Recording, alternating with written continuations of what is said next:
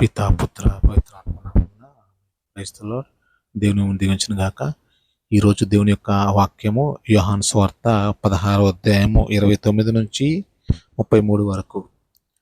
అందుకు ఆయన శిష్యులు, ఇప్పుడు మీరు దృష్టాంతరములతో కాక స్పష్టముగా మాట్లాడుచున్నారు. మీరు సర్వజ్ఞులనియు ఒకరు మేము అడుగనవసరం లేదనియు ఇప్పుడు మేము గ్రహించితిమి.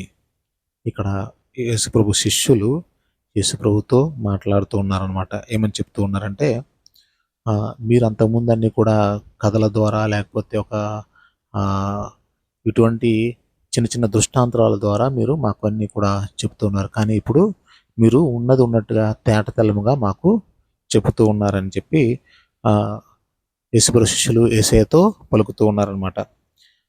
మీరు సర్వజ్ఞులని ఒకరు మేము అడగనవసరం లేదని మేము గ్రహించితిమి.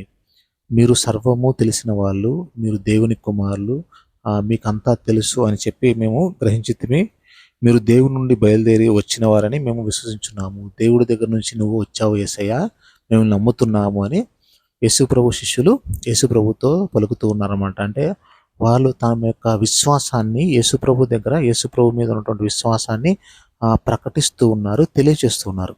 వాళ్ళకు ఉన్నటువంటి నమ్మకాన్ని, విశ్వాసాన్ని యేసుప్రభు ముందు తెలియజేస్తున్నారు. వారి యొక్క ప్రేమను వ్యక్తపరుస్తున్నారు. ప్రభువా, నువ్వు దేవుడి నుంచి వచ్చావు, దేవుడి దగ్గర నుంచి వచ్చావు, నీ దగ్గర నీకు అంతా తెలుసు, నువ్వు దేవుడికి సంబంధించినటువంటి వాడివి అని చెప్పి యేసుప్రభు ముందు యేసుప్రభుతో వాళ్ళు మాట్లాడుతూ ఉన్నారు. అదేవిధంగా ఇంకా ఏంటంటే, ఇంకా చూసినట్లయితే, అప్పుడు యేసు, మీరు నన్ను విశ్వసించుదురా? ఇదిగో మీరు నన్ను ఒంటరిగా వదిలి చెల్లా చెదరై ఎవరి ఇంటికి వారు పారిపో గడియ వచ్చును, అది వచ్చే ఉన్నది, కానీ నేను ఒంటరిగా లేను. అయితే ప్రభు ఏమంటున్నారంటే, వీళ్ళు విశ్వాసం గురించి మాట్లాడి దీని గురించి, యేసుప్రభు మేము నమ్ముతున్నాము, మీతో ఉంటున్నాము, మీరు మాకు ప్రభు దేవుని యొక్క కుమారుడు, సర్వజ్ఞులై ఉన్నారు అని చెప్పేసి చెప్తూ ఉంటే, మీరు నన్ను విశ్వసిస్తున్నారు కానీ మీరు కొంతకాలం నాతో ఉండరు అని చెప్పి ప్రభు చెప్తూ ఉన్నారు. కానీ దాని తర్వాత ఏం చెప్తున్నారంటే, కానీ నేను ఒంటరిగా లేను, ఏలైనా తండ్రి నాతో ఉన్నాడు. యేసుప్రభు ఏం చెప్తున్నారంటే, నేను ఒంటరిగా లేను, నాతో పాటు ఎవరున్నారంటే తండ్రి దేవుడు ఉంటూ ఉన్నాడు. యేసుప్రభుతో పాటు యేసుప్రభు ఎప్పుడు కూడా ఒంటరిగా లేడు. తండ్రి దేవుడు, యేసుప్రభు పరిశుద్ధాత్మ దేవుడు కలిసి ఉంటున్నారు. వారు ఎప్పుడు కూడా త్రియేక దేవుడు కలిసి ఉంటున్నారు, ఒకరితో ఒకరు ఐక్యమై ఉంటున్నారు. ఇప్పుడు శిష్యులు కూడా ఏమంటున్నారంటే, మేము మీతో ఉంటున్నాం ప్రభువా, మీ మీద ఆధారపడుతున్నాం, మీ వైపు చూస్తున్నాము, మీరు దేవుడు నమ్ముతూ ఉన్నాము అంటున్నారు. అయితే ఇక్కడ మనం నేర్చుకోవాల్సింది ఏమిటంటే, కొన్ని విషయాలు మనం ఒకటి రెండు విషయాలు ఏమిటంటే, మనం ఎటువంటి పరిస్థితిలో ఉంటున్నామో అదే శిష్యులు చెప్పినట్టుగా మనము కూడా ప్రభుని విశ్వసిస్తూ ఉన్నామా? వాళ్ళు ఏం చేస్తున్నారంటే, ప్రభు ముందు వారు చాటి చెప్తూ ఉన్నారు. ప్రభువా, నువ్వు దేవుడివి, దేవుని కుమారుడివి అని మేము నమ్ముతూ ఉన్నాము. అటువంటి వ్యక్తిగతంగా మనము ప్రభుతో మాట్లాడుతూ ఉన్నామా? ప్రభుని చెబుతూ ఉన్నావా? ప్రభువా, నేను నమ్ముతున్నాను, నేను విశ్వసిస్తూ ఉన్నామని అందరి ముందు మాట్లాడడం, చర్చిలో మాట్లాడడం కాదు. వ్యక్తిగతంగా మనము ప్రభుతో, ప్రభువా, నువ్వు నా దేవుడువు, నువ్వు నా రక్షకుడువు, లేకపోతే నా రాజువు, నా ప్రభు అని వ్యక్తిగత రాజుగా మనం స్వీకరిస్తూ ఉన్నామా లేదా, ఆయనతో మాట్లాడుతూ ఉన్నామా లేదా అనేది మనము గ్రహించాలి. వీళ్ళు వ్యక్తిగతంగా ప్రభువుతో ఆ యొక్క బంధాన్ని ఏర్పరచుకుంటూ ఉన్నారు. మనము అటువంటి బంధాన్ని ఏ విధంగా శిష్యులు ఏర్పరచుకున్నారో అటువంటి బంధాన్ని మనము కూడా ఏర్పరచుకోవాలి అని ప్రభు పలుకుతూ ఉన్నాడు. అయితే ఇంకొక విషయం ఏంటంటే, యేసుప్రభు ఏం చెప్తున్నారంటే, యేసుప్రభుతో ఎప్పుడూ కూడా ఎవరు ఉంటున్నారు? తండ్రి దేవుడు ఉంటున్నాడు, లేకపోతే పరిశుద్ధాత్మ దేవుడు, ఆ త్రియేక దేవుడు కలిసి ఉంటూ ఉన్నారు. ఇక్కడ పర్టికులర్ తండ్రి దేవుడు ఉంటున్నారని చెప్తూ ఉన్నారు. అయితే మనము యేసుప్రభుతో ఉంటున్నామా లేదా? ఎప్పుడు కూడా మనం ఎలా ఉంటూ ఉన్నాం? మనము మన యొక్క విశ్వాస ప్రకారము కొద్దిసేపే ఉంటూ ఉన్నామా? ఎప్పుడు ఉంటున్నామా? ఎప్పుడు ఉంటే ఎలా ఉంటుంది? ఎప్పుడు ప్రభుతో లేకుండా కొద్ది సమయంలో చర్చిలో ఉన్నసేపే ప్రభుతో ఉంటే ఎలా ఉంటుంది అనేది మనం చూసినట్లయితే, యేసు ప్రభు ఎప్పుడు కూడా తండ్రితో ఉంటున్నాడు కాబట్టి ఎన్ని కష్టాలు వచ్చినా, ఎన్ని బాధలు వచ్చినా, ఎన్ని ఇబ్బందులు వచ్చినా కూడా యేసు ప్రభు తొలగిపోలేదు, అటు ఇటు కదలలేదు. ఆయన ఎంత కష్టం వచ్చినా కూడా తండ్రి దేవుని తో ఉంటూ ఉన్నాడు కాబట్టి, తండ్రి దేవుని చిత్తాన్ని నెరవేరుస్తూ ఉన్నాడు కాబట్టి ఆయన షేక్ అవ్వలేదు, ఎటు కూడా కదలలేదు. ఆయన యొక్క గోల్, ఆయన యొక్క చిత్తం ఏదైతే ఉందో దాన్ని నెరవేర్చుకుంటూ వెళ్తూ ఉన్నాడు. అదేవిధంగా మనల్ని కూడా దేవుడు కోరుకునేది ఏంటంటే మనము కూడా యేసు ప్రభుతో కలిసి ఉండాలి. మనసులో ప్రభువుతో ఐక్యమై ఉండాలి. ఎప్పుడైతే మనం ప్రభుతో ఐక్యమై ఉంటామో, ప్రభు మీద ఆధారపడుతూ ఉంటామో, ప్రభు ఎప్పుడు కూడా మనకి సహాయంగా ఉంటూ ఉన్నాడు. ఎవరైతే మనము ఎక్కడ ఆనుకోవాలంటే మనం ఆనుకునేది ప్రభువుకి ఆనుకొని ఉండాలి. మన యొక్క ఆనుకునే స్థానము యేసు ప్రభువే అయి ఉండాలి. అప్పుడు మనము కూడా ఎటువంటి వాటికి మనము భయపడ అవసరం లేదు. ప్రభు చెప్తున్నారు, నేను ఒంటరిగా లేను అంటున్నాడు. ప్రభువు ఒంటరిగా లేను. అదేవిధంగా మనము కూడా ఒంటరిగా ఉండకూడదు. దేవుడు కోరుకునేది నువ్వు నేను మనమెవ్వరము కూడా ఒంటరిగా ఉండొద్దు. ఒంటరిగా ఉండొద్దు. ఎవరితో ఉండాలి? యేసయ్యతో ఉండాలి. ఎప్పుడైతే యేసయ్యతో మనం ఉంటున్నామో, ఒంటరిగా లేమో, మన సమస్యలన్నీ కూడా యేసయ్య సమస్యలుగా మనము అప్పచెప్పాలి. ఇప్పుడు ప్రభువు చెబుతూ ఉన్నారు కదా! భారము చేయాల్సి ఉన్న సమస్త జనులారా నా యొద్దకు రండి, నేను మీకు విశ్రాంతినిస్తూ ఉన్నాను. కాబట్టి నీకున్నటువంటి భారాన్నంతా కూడా, నాకున్నటువంటి భారాన్నంతా కూడా, నీకున్నటువంటి అప్పును కావచ్చు, నీకున్నటువంటి సమస్యను కావచ్చు, నీకున్నటువంటి కష్టాన్ని కావచ్చు, నీకున్నటువంటి ఇబ్బంది కావచ్చు, అంతా కూడా ఆ యొక్క సిలువలో యేసయ్యతో ఆయనతో పాటు ఉన్నటువంటిని మొత్తం ఆయన మీద వేసినప్పుడు ఆయన దాన్ని తీసుకుంటూ ఉన్నాడు. ఎందుకంటే నువ్వు ఒంటరి కాదు. నీ భారాన్ని మోయడానికి నీ ప్రక్కన ఎవరు ఉన్నారు? యేసయ్య ఉంటూ ఉన్నాడు. ఆ విశ్వాసముతో, అటువంటి నమ్మకంతో మనం ఉండాలి. ఎందుకంటే నువ్వు ప్రభువుని విశ్వసించినప్పుడు ప్రభువు నీతో ఉంటూ ఉన్నాడు. ఆ నమ్మకంతో మనం ఉన్నప్పుడు దేవుడు మనకి సహాయంగా ఉంటూ ఉన్నాడు. మన విశ్వాసంతో ఏదైనా మనం సాధించవచ్చు అనేది బైబిల్ చెప్తూ ఉంది. ఆవగింజంత విశ్వాసం ఉంటే ఈ యొక్క కొండనెల్లి సముద్రంలో పడమంటే కూడా పడుతుందని. కాబట్టి విశ్వాసంతో నా ప్రభువు నాతో ఉన్నాడు, నాకు ఎటువంటి అపాయం రాదు, ఎటువంటిది వచ్చినా కూడా ప్రభు నన్ను చూసుకుంటాడు అనేటువంటి ఆ యొక్క నమ్మకంతో ఉన్నప్పుడు దేవుడు దాన్ని ఆ నమ్మకాన్ని ద్వారా మనకి ఇంకా బలపరుస్తూ ఉంటాడు. మనకు విడుదల ఇస్తూ ఉంటాడు. మన కష్టాల నుంచి అయినా మనల్ని విడుదల తయారు చేస్తూ ఉంటాడు. ఆ విధంగా ఉండాలని ప్రభు కూడా కోరుకుంటూ ఉన్నాడు. ఏ విధంగా యేసు ప్రభు తండ్రి దేవునితో కలిసి ఉంటున్నాడో, అదే విధంగా నువ్వు మనం యేసు ప్రభుతో ఉండాలని ఆయన కోరుకుంటున్నాడు. మీరు నా యందు శాంతిని పొందుటకు మీతో ఈ విషయం చెప్తున్నాను. కాబట్టి ఎప్పుడైతే ఇలా ఉంటూ ఉన్నావో, ఈ విధంగా నడుస్తూ ఉన్నావో, నీలో నాలో శాంతి వస్తుంది. ప్రభుని రక్షకునిగా అంగీకరించి నేను ప్రభువుతో పాటు ఉన్నాను. ప్రభు నాతో పాటు ఉన్నాడు. నేను ఒక్కడిని కాదు, నేను ఒంటరిని కాదు, నా పక్కన ప్రభువు ఉన్నాడు అన్నప్పుడు, నాతో ప్రభువు ఉన్నాడు అన్నప్పుడు మనం యొక్క ఆలోచనలు ఒక విధంగా ఉంటాయి. మన యొక్క తలంపులు ఒక విధంగా ఉంటాయి. మన యొక్క మాట్లాడే విధానం ఒక విధంగా ఉంటుంది. ఎందుకంటే నేను ఒక్కడినే కాదు, నా పక్కన నా యేసయ్య నాతో ఉన్నప్పుడు నేను ఎట్లా మాట్లాడతాను, నేను ఎట్లా ప్రవర్తిస్తాను, నేను ఎట్లా జీవిస్తానన్నది అంతా కూడా మన జీవితం మారిపోతూ ఉంటుందన్నమాట. కాబట్టి ప్రభువుతో ఉండాలని కోరుకుంటున్నాడు. ప్రభు ఏమని కోరుకుంటున్నాడంటే, ప్రభు నీతో ఉండాలి, నాతో ఉండాలి, వ్యక్తిగతంగా మనతో ఉండాలి అని ప్రభు కోరుకుంటున్నాడు. కాబట్టి మనము కూడా ప్రభుని మనతో ఉండడానికి మనం ఆయన్ని ఆహ్వానించాలి. ప్రభువా, మీరు నాతో ఉండండి, నేను మీతో ఉంటాను, మనం కలిసి ఉందాం. ఏ విధంగా అయితే తండ్రి దేవుడు యేసు ప్రభువు కలిసి ఉంటూ ఉన్నారో, అదేవిధంగా నేను యేసు ప్రభువుతో కలిసి ఉండాలని ప్రభు కోరుకుంటూ ఉన్నాడు. ఇక్కడ చూసినట్లయితే అలా ఉన్నట్లయితే మీకు శాంతి లభిస్తుందని ప్రభువు చెప్తున్నాడు. మనకి అలా ఉన్నప్పుడు ఏమవుతుందంటే మనకు దేవుని యొక్క ప్రశాంతత లభిస్తుంది. యేసు ప్రభువు ఉత్థానమైన తర్వాత తన శిష్యులతో మొట్టమొదటిగా పలికిన మాట, మీకు శాంతి కలుగునుగాక. వాళ్ళు ఎంత కష్టాల్లో ఉంటే ప్రభు చెప్తున్నది మాట, మీకు శాంతి కలుగునుగాక. ప్రభు అదే విధంగా మనందరికీ కూడా ప్రభువుతో ఉన్నప్పుడు ప్రభువు చెప్తున్న మాట ఏమిటంటే, మీకు శాంతి కలుగునుగాక. ఆ శాంతి మనతో ఎప్పుడు కూడా, ఆ యొక్క ప్రశాంతత, ఆ యొక్క నెమ్మది మనతో ఎప్పుడు ఉంటుంది. ఆ శాంతి మనకి ఎన్ని కష్టాలు వచ్చినా, ఎన్ని ఇబ్బందులు వచ్చినా, ఎన్ని సమస్యలు వచ్చినా, ఆ శాంతి ఉన్నప్పుడు మనము ఎటువంటి కదలము, మెదలము, ఎటువంటికి భయపడము. ఎందుకంటే ప్రభువు నాతో ఉన్నాడు. నేను ఒంటరిని కాదు. యేసు ప్రభు ఏ విధంగా అయితే తండ్రి దేవుడితో ఉన్నాడో, నేను అదే విధంగా యేసు ప్రభువుతో ఉన్నాను. నేను ఎప్పుడైతే యేసు ప్రభువుతో ఉన్నానో, ఆటోమేటిక్‌గా నాతో పాటు యేసు ప్రభువు ఉంటున్నాడు. యేసు ప్రభువుతో పాటు తండ్రి దేవుడు ఉంటున్నారు. త్రియేక దేవుడు కలిసి ఉంటున్నారు.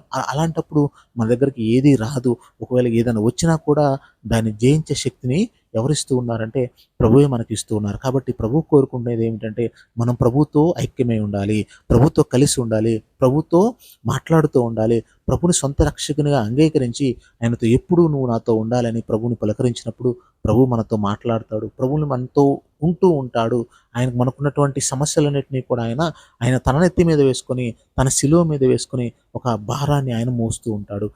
నేను మోయవలసిన భారం లేదు. ఆ యొక్క అవసరం లేదు. ఎంత ఎంత ఇబ్బంది ఉన్నా కూడా ఆ ఇబ్బందిని, ఆ టెన్షన్‌ని నువ్వు నేను మోయవలసిన అవసరం లేదు.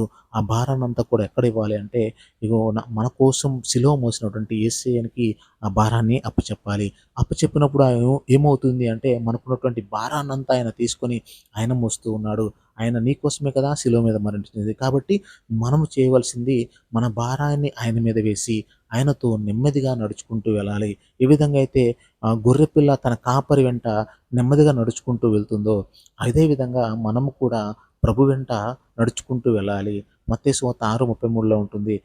మొదట నా నీతిని, నా రాజ్యాన్ని వెతకండి. అటు తర్వాత అన్నీ ఇస్తాను అంటూ ఉంటాడు. కాబట్టి ఆ ప్రభుని వెనకాల ఆయన రాజ్యాన్ని, నీతిని వెతుక్కుంటూ ఆయనతో కలిసి, ఆయనతో మాట్లాడుతూ, ఆయనతో ప్రకారం మనం జీవించినప్పుడు ప్రభు అన్నీ కూడా మనకు అందజేస్తూ ఉంటాడనమాట.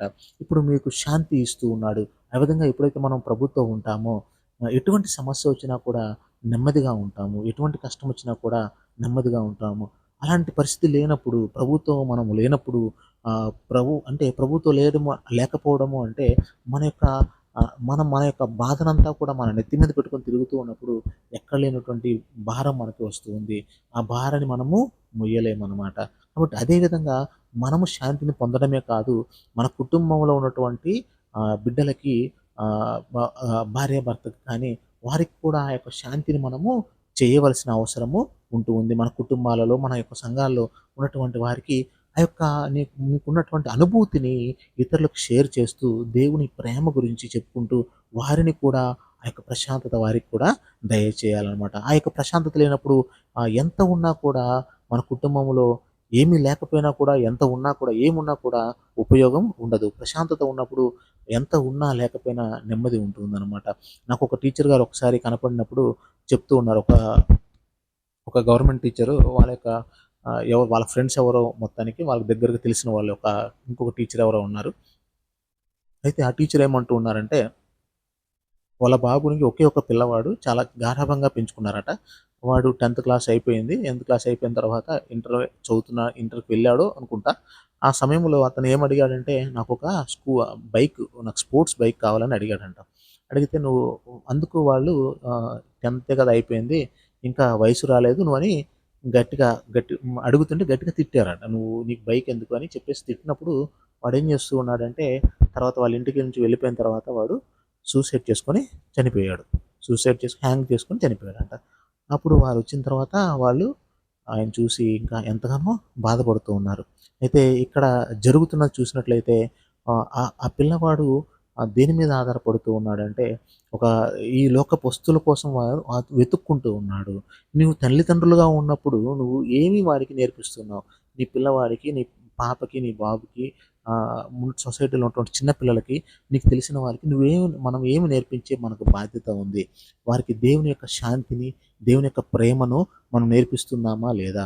ఇప్పుడు అంతా గారాబంగా పెంచిన పిల్లవాడు కూడా ఒకానొక సిట్యుయేషన్‌లో ఆ దేవుని ప్రేమ తెలుసుకోకపోవడం వల్ల ఏమవుతూ ఉన్నాడంటే, ఆ యొక్క లోకపు ఏ వస్తువుల కోసమో తన ప్రాణాన్ని కూడా వదిలివేస్తూ ఉన్నాడు. దేవుని సన్నిధికి అతను వెళ్ళే అవకాశం కూడా ఉండదు. కాబట్టి మనం ఏం చేయాలంటే, మనము దేవుడితో ఉండి శాంతిని పొందుకోవాలి. అంతేకాదు మన మనతో పాటు మన కుటుంబంలో ఉన్న వారికి కూడా ఆ యొక్క శాంతిని మనము అందచేయాలి. అప్పుడే ప్రయోజనం ఉంటుంది. లేకపోతే ఎటువంటి ప్రయోజనం ఉంటుందండి? మన యొక్క శాంతిని, దేవుని యొక్క ప్రశాంతతని మనము ఇతరులకు, మన కుటుంబంలో వారికి, మన పక్కనున్న వారికి, లేకపోతే మన బంధువులకి మనం అందించినప్పుడు మన యొక్క శాంతి యొక్క పెద్దగా ఉపయోగం ఉండదు. అంటే మనకు ఉన్నా కూడా దేవుడు అదే కదా చెప్పేది. ఆయన ఉన్నటువంటి అందరికీ కూడా ఆయన శాంతినిస్తూ ఉన్నాడు. ఆయన ప్రభువు ఏం చెప్తున్నారు శిష్యులకి, మీరు యెరూషలేములోను, యూదయలోను, సమరయలోను, ప్రపంచమంతటా తిరిగి నా ప్రేమను గురించి, నా శాంతిని గురించి తెలియచేయండి అని యేసు ప్రభువు చెబుతూ ఉన్నారు. కాబట్టి మనము చేయవలసింది యేసయ్య ప్రేమల గురించి, యేసయ్య గొప్పతనం గురించి మనకు తెలిసిన విధంగా ఇతరులకి మనము చెప్పాలి. ముఖ్యంగా మన కుటుంబంలో ఉన్నటువంటి చిన్న పిల్లలని ప్రభు బాటలో మనము నడిపించవలసిన అవసరం ఉంది. లేదంటే వారు ఫ్యూచర్‌లో పెద్దవాళ్ళయిన తర్వాత వారు ఎలా తయారవుతున్నారో ఎవరికీ తెలియదు. కాబట్టి మనము వారిని దేవుని ప్రేమ యొక్క విత్తనాలను మనం విత్తినప్పుడు అవి ఫలించి దేవుని యొక్క ఆశీర్వాదంగా వారి జీవితాల్లో మారుతూ ఉంటాయి.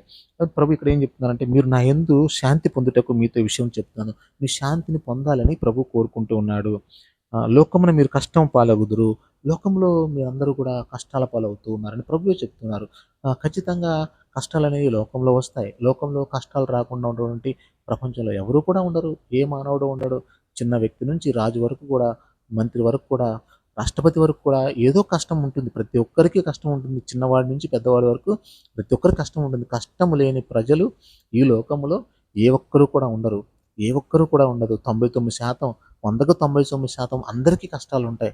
ఆ విధంగా ప్రతి ఒక్కరికి కష్టం ఉన్నప్పుడు కష్టం లేని వ్యక్తి ఎక్కడా ఉండడు. కానీ ప్రభు ఏం చెప్తున్నారంటే మీరు లోకములో కష్టం పాలవుతారు. కానీ ధైర్యం వహించండి. ఎందుకంటే ప్రభు ఏం చెప్తున్నారంటే మీ కష్టాలకు పాలవుతారు కానీ మీరు ధైర్యంగా ఉండండి. నమ్మకంతో ఉండండి. విశ్వాసంతో ఉండండి. ఎందుకు ధైర్యంగా ఉండాలి అంటే ప్రభువు మీతో ఉన్నాడు. ఏ విధంగా యేసు ప్రభుతో తండ్రి దేవుడు ఉంటూ ఉన్నాడో అదే విధంగా నీతో పాటు యేసుప్రభు ఉంటున్నాడు. ఎప్పుడైతే యేసుప్రభు నీతో ఉంటున్నాడంటే అది లింక్ కదా! యేసుప్రభుతో ఉంటే యేసుప్రభు తండ్రితో ఉన్నాడు కాబట్టి నీతో యేసుప్రభు ఉన్నప్పుడు తండ్రి దేవుడు యేసుప్రభుతో ఉన్నప్పుడు మీ ముగ్గురు ఒకటిగా ఉంటూ ఉన్నారు. ఎప్పుడైతే యేసుప్రభు నీతో ఉంటున్నాడో నీ బరువును మోస్తూ ఉన్నాడో నువ్వు భయపడవలసిన అవసరం లేదు. ఎందుకంటే నీ భారాన్ని తొలగించేది ఆయనే. నిన్ను సన్మార్గంలో నడిపించేది ఆయనే. నిన్ను ప్రభు మార్గంలో నడిపించి ప్రభుని సన్నిధికి నిత్య జీవం నడిపించేది ఎవరు అంటే యేసయ్య మాత్రమే. కాబట్టి మనం యేసయ్యతో స్నేహం చేయాలని కోరుకుంటూ ఉన్నాడు యేసయ్య. యేసయ్య మనతో ఉండాలని కోరుకుంటూ ఉన్నాడు. ఏ విధంగా అయితే శిష్యులు యేసు ప్రభుతో ఉంటూ ఉన్నారో అదే విధంగా మనము కూడా వ్యక్తిగతంగా యేసు ప్రభుతో ఉండాలి. వ్యక్తిగతంగా యేసు ప్రభుతో మాట్లాడాలి. ఏదో చర్చికి వెళ్ళి 4 మాటలు 4 ప్రార్థన చేసి వచ్చాను. కాదు. అది కాదు కోరుకునేది. అది చేయాలి. కానీ అంతకంటే ముఖ్యముగా మనం చేయవలసినది ఏమిటంటే వ్యక్తిగతంగా ప్రభువుతో సంబంధాన్ని ఏర్పరచుకోవాలి. వ్యక్తిగతంగా ప్రభువుతో మనం మాట్లాడినప్పుడు దేవుడు మనతో ఉంటూ ఉన్నాడు. ఆ యొక్క సంబంధం మనం ఉంచుకోవాలని ప్రభు కోరుకుంటున్నాడు. ఇక్కడ ఏం చెప్తున్నారు మరలా ధైర్యం వహింపుడు నేను లోకమును జయించితిని. మీరేమీ కూడా భయపడొద్దు, టెన్షన్ పడొద్దు. ఎటువంటి వాటికి నువ్వు కలత చెందొద్దు. నీ ఆధారము నువ్వు ఆనుకునే యొక్క స్తంభము నువ్వు కూర్చునేది గాని, నువ్వు నిలబడేది కానీ నువ్వు ఆనుకునేది ఎక్కడ ఉండాలి అంటే నువ్వు దేవునికి ఆనుకునే ఉండాలి. ఆనుకున్నప్పుడు ఎటువంటిది వచ్చినా కూడా నీకు ఎటువంటి ఇబ్బంది కలగదు. ఆయన నిన్ను కాపాడేవాడు. ఆయన నిన్ను రక్షించేవాడు. నీ కాపరి, నీ మందను కాపుదల చేసేవాడు ఆయన. నిన్ను ఎటువంటి కీడు వచ్చినా కూడా నిన్ను కాపాడుతూ ఉంటాడు ప్రభు. కాబట్టి మనం చేయవలసింది ఏమిటి అంటే ప్రభు కోరుకునేది ఏమిటంటే మనం యేసయ్య ఈ లోకాన్ని జయించాడు. మనల్ని కూడా ఆ లోకాన్ని జయించడానికి, ఉన్నటువంటి కష్టాలను జయించడానికి, ఉన్నటువంటి సమస్యలను జయించడానికి, ఉన్నటువంటి పరిస్థితులన్నిటి నుంచి కూడా జయించి ముందుకు వెళ్ళడానికి దేవుడు శక్తినిస్తూ ఉంటాడు. కాబట్టి దేవుడు కోరుకునేది మనమందరము కూడా వ్యక్తిగతంగా యేసు ప్రభుతో ఉండాలి అని కోరుకుంటున్నాడు. కాబట్టి ప్రభువా మీరు నాతో ఉండండి, నేను మీతో ఉండాలి. మనం కలిసి ఒకటిగా ఉండాలి. నా బరువునంతా కూడా మీరు మోయండి అని ప్రార్థన చేసుకుంటూ దేవుడు మనల్ని దీవించాలని కోరుకుందాం. పితా, పుత్ర, పవిత్రాత్మ నామమున ఆమేన్. Praise the lord.